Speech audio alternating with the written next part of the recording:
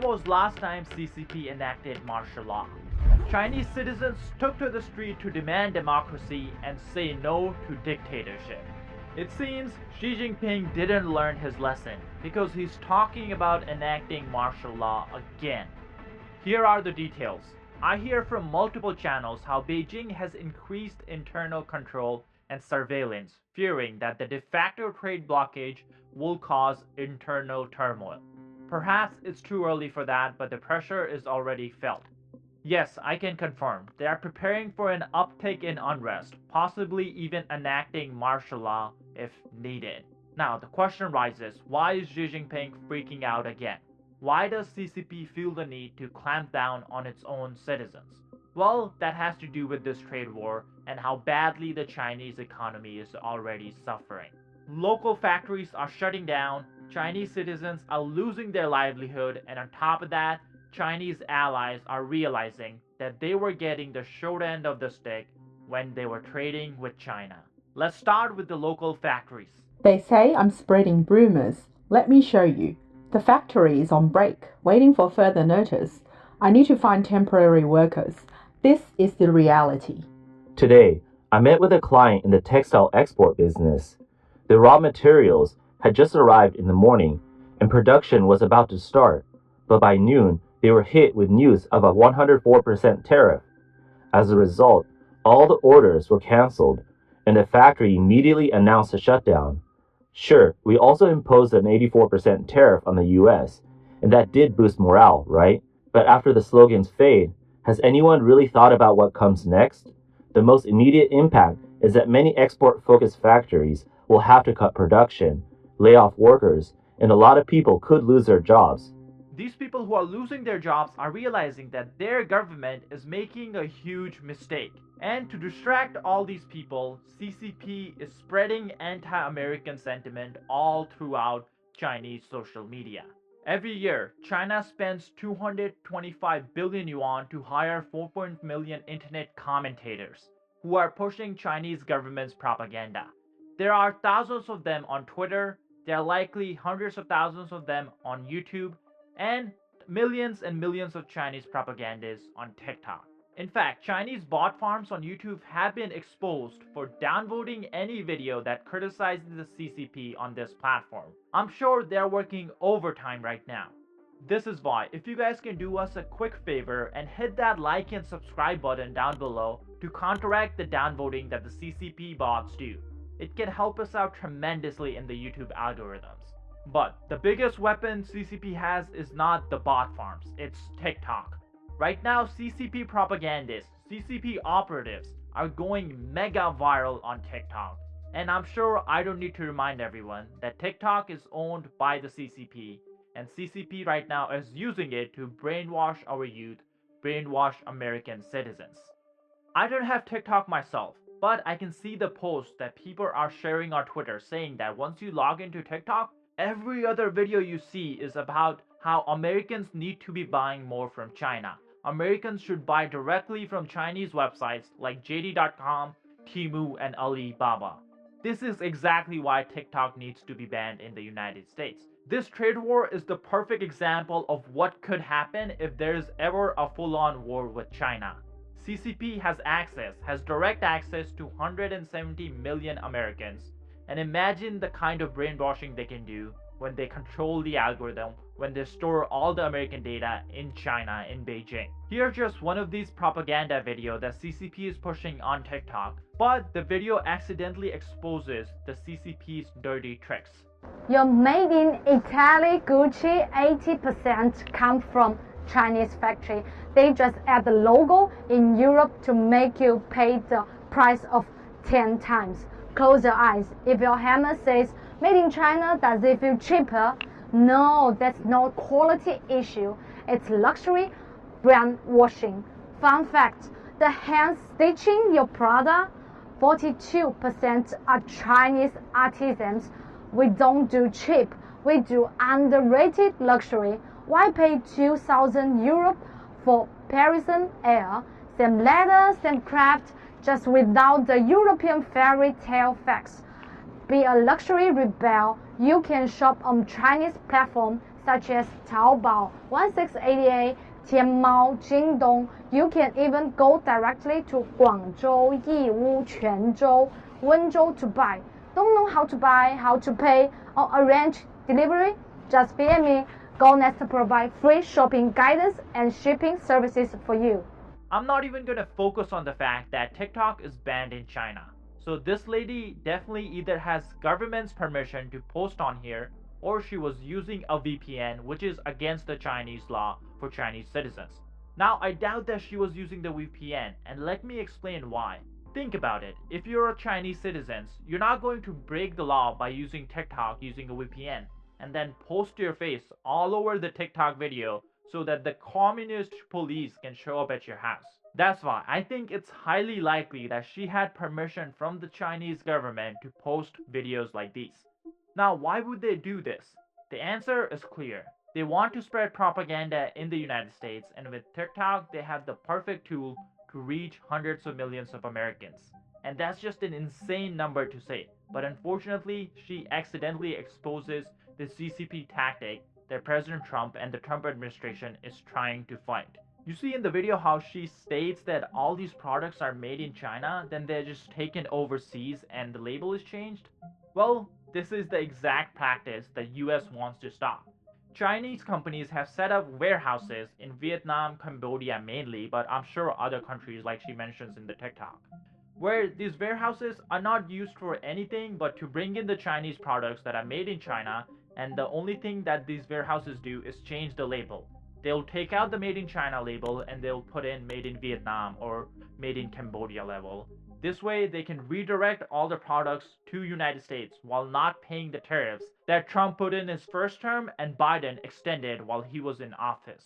This means that the trade we would do with China is much bigger than the official number shows, and it also means that our trade deficit is much bigger with China. Thing like the sort of reset they're talking about now seems where we're going, where you need a very drastic reset with China. In theory, you need a reset with other people, but what we really need to get them to do is also reset things with China.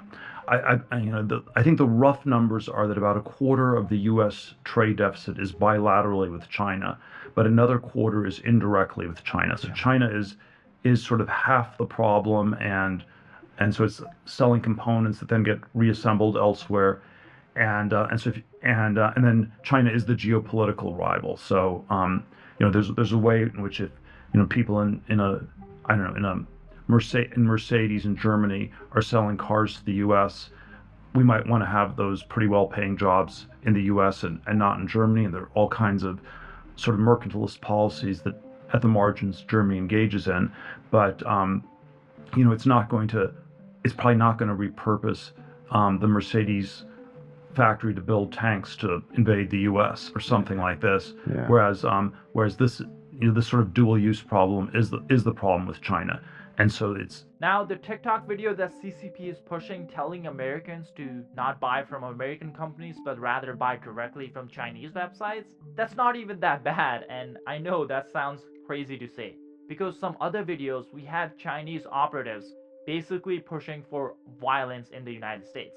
They're basically telling US citizens to attack government officials because this trade war is actually making a dent in Chinese economy. Here's that video. They rob you blind and you thank them for it. That's a tragedy. That's a scam. That's why I'm saying this right now. Americans, you don't need a tariff. You need a revolution. For decades, your government and oligarchs won't ship your job to China.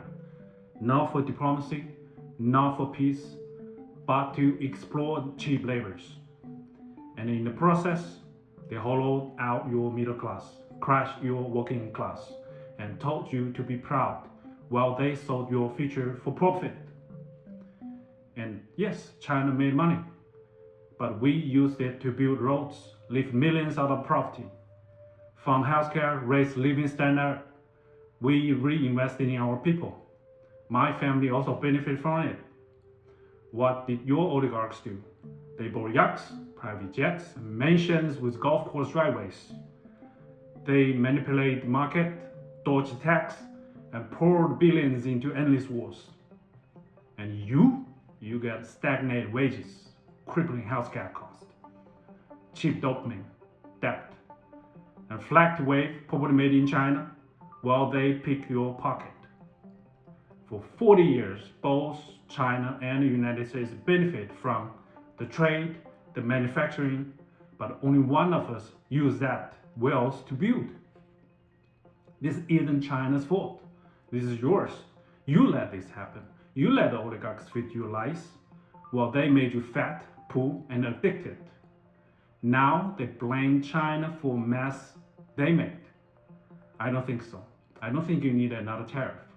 You need to wake up. You need to take your country back.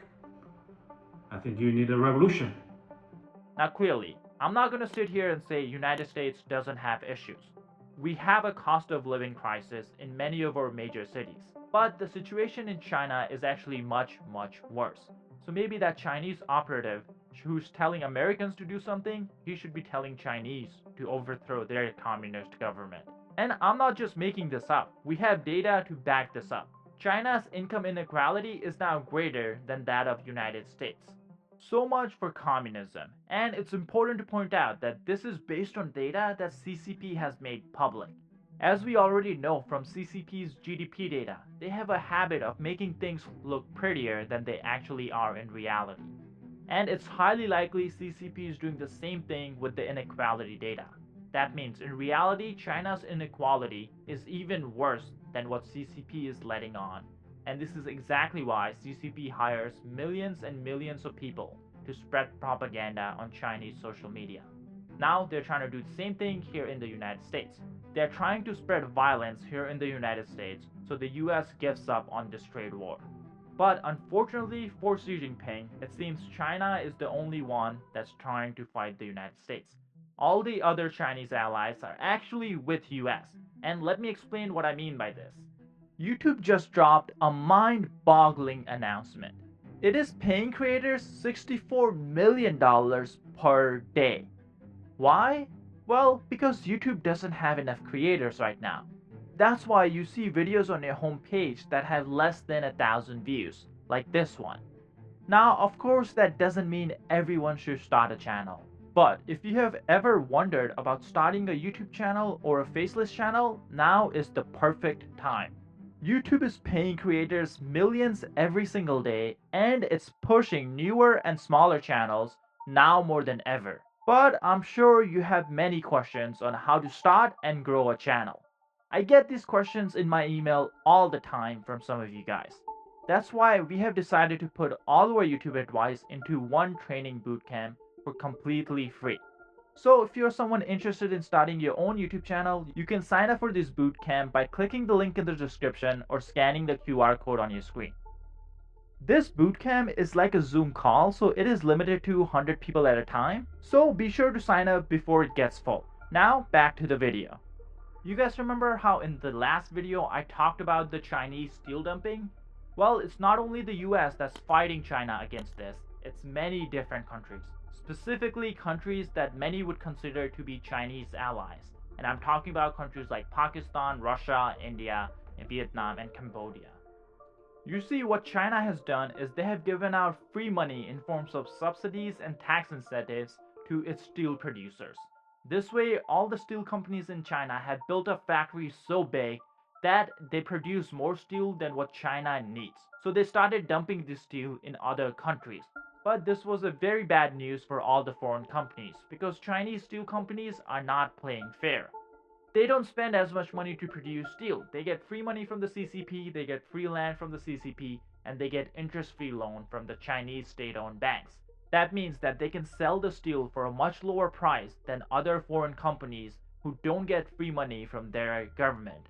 This way, China's whole goal was to drive out all the foreign competition out of business. And slowly, Chinese companies will be only companies making steel. That means if there's ever a war, other countries will not have their factories up and running, while China will have their factories producing much more than the Chinese economy needs. Now the crazy part is, US wasn't the first country to point this out. In fact, countries like Pakistan and Russia were the first countries to sue China in the World Trade Organization for this illegal practice. Here's the details. China was targeted by a record number of trade investigations by the WTO, the World Trade Organization members last year, as the country's booming exports swamped the international markets and triggered an outcry from its trading partners. Beijing was subject to 198 trade investigations alleging dumping or illegal subsidies by partners in 2024, double the tally from the previous year, and accounting for nearly half of the all measures reported to the Global Trade Organization. So I want to explain this in a little bit more details. WTO, the World Trade Organization, has 166 members, and last year there were roughly 400 cases that were filed with the WTO. Almost half of them, 198, were just against one country, China. So there are 166 countries, only one seems to be the troublemaker. But for Xi Jinping, problems don't just stop there. Let's look at who are these countries that are filing these cases. Because you would assume it's countries like US, Europe, and all these Western blocs, when in reality, that's not the truth. The data shows that 117 cases were initiated by emerging economies, including 37 from India, 19 from Brazil, and 9 from Turkey. So it seems the global south that China seems to be the big supporter of is one of the biggest block of countries that's bringing all the cases. China has 198 cases against it, and 117 are from the global south. So even Chinese allies realize that they're getting the short end of the stick when trading with China. Another shocking country is Pakistan. China has given billions and billions of dollars in loans to Pakistan, and even then, Pakistan realizes that China is not playing fair. Pakistan, to which China is the largest sovereign donor, opened 5 trade cases in 2024 alone, focused on rising imports of printing paper, self-adhesive tape, and chemical products. So even a country that you would think is one of the strongest allies of China is filing cases against China when it comes to Chinese trade practices. And it doesn't just stop at Pakistan. Earlier this year, in 2025, Russia put sanctions against Chinese companies because they didn't want Chinese companies dumping their material, dumping their products in Russian markets. Russia is a country that's heavily dependent on China to continue this senseless war that Putin started, but even Russia is making sure that China cannot carry out its unfair trade practices in the Russian economy. Once we look at all this, we realize that problem isn't the United States fighting against China. Problem is China. Even though China is trying to frame this trade war as US versus the world, in reality it's China versus everyone else, and everyone wants to make sure China plays by the rules that it agreed to when it got into the World Trade Organization. So, it makes you wonder, what is Xi Jinping doing after all these complaints? Well, he's going around on an emergency trip to Cambodia, Vietnam, and Malaysia. But he's not bringing gifts, he's bringing warnings. He's telling all these countries that they're dependent on China, and if they go against China and side with the United States, they will pay a heavy price. Here's more details. Meanwhile, Chinese President Xi Jinping has arrived in Vietnam. As he begins a tour of Southeast Asia, Xi will hold talks with Vietnam's Prime Minister, where he's expected to urge a coordinated response to President Donald Trump's trade tariffs. Trump hit Vietnam with a tariff rate of 46%, but that has been paused for 90 days. The country is a key player in the supply chain that delivers products to the United States. Many companies shifted production to Vietnam after Trump imposed tariffs on Chinese firms in 2018 during his first term. I think Xi Jinping will be very keen to remind Vietnam of its great dependence on China. So Vietnam is an export-driven economy. It sells things like smartphones and clothing all over the world, but it can't do that without components from China, without fabric from China. So it really needs this relationship. It also depends on China for foreign investment. A lot of roads and railways and bridges in Vietnam are being built by China. So I think if they risk angering China on that side, they also stand to lose a lot here. Now, this is a perfect example of what we are fighting against. Isn't the whole argument that we don't want to be so dependent on China for trade that if there's ever a war, China will use trade as a leverage? And that's what this is doing with Vietnam right now. China is warning Vietnam that if they don't fall in line, Vietnam will lose all their materials, all the components that it gets from the CCP.